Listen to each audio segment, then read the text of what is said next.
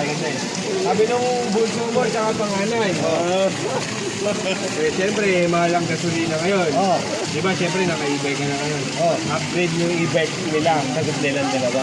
Upgrade mo yung e-bike mo, pa-set up mo, sagot nilang dalawa. Ayun, sinasabi. Ako, labas ako dyan at tinawag na ako. Magkasa sa kanila. Wala ako nang gamitin eh. Hindi, kasi siyempre, mahal ang gasolina. Oh, karera muna. Oh, bumabane. Bumabane. Sige, floating ka lang ako. Nakatihaya.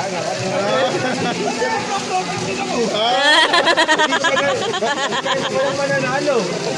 Siyempre, Ito naman, tawan-tawa. O, nagugutan lang.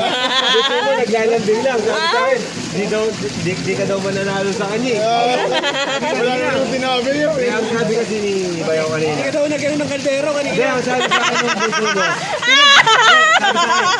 Pinagmanahan ko lang yan. Pero mas magaling ako dyan. Kasi ako eh. Kaya nakuha ko lang yung dugo ng tatay ko. Pero mas Ano ba yung manok? Ano ba yung manok? Pag-usapang manok, tawagin mo yun. No! No! Manok, oh. laban na.